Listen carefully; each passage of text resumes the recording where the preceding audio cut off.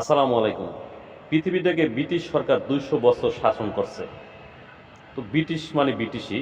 ব্রিটিশের ব্যাংকে একসময় টাকা ছিল না। তখন ব্রিটিশকে ফাঁদে ফেলার জন্য তার এলাকার তার জনগণ, সাধারণ জনগণ তাকে অনেক কৌশল অবলম্বন করছে।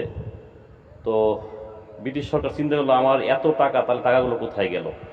তো খুঁজতে খুঁজতে আসলে টাকাগুলো দেশের বাইরে কোথাও যায় না, সে এটাই ভাবছে। ফাইনালি সে টাকাগুলো উদ্ধার করার জন্য কী করলো, তার জেলখানায় অনেক বড় বড় কয়েদি ছিল।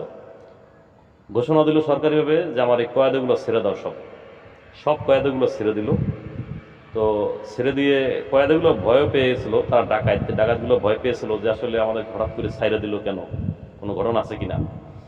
পরে ছাইরা দিল আর তাদেরকে বললো, তোমরা তোমাদের কাজ করো, যাও। পরে ছাইরা দিয়েছে ঠিকই।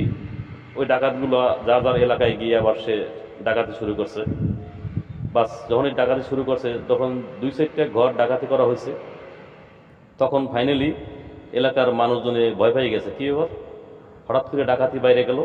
তো চিন্তা করলো যে ডাকাতগুলোকে ছেড়ে দেওয়ার পর থেকে আবার এই চুরি ডাকাতি বাইরে গেছে।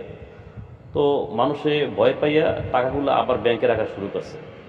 ব্যাংকে রেখে আসার পরে দেখা যায় যে ব্যাংক আস্তে আস্তে আবার আগের মতন ভরে গেছে।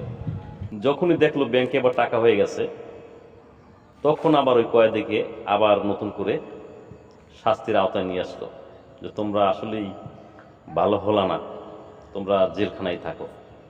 যেগুলো চুরি ডাকাতি করতে পারছে ওগুলোকেই ধরছে, আর বাকিগুলো ভয়তে এমনি ভালো হয়ে গেছে। তো কাঁটা দিয়ে কাঁটা তুলতে হয়, সে ব্রিটিশ মানেই ব্রিটিশ, সে বুঝে গেছে।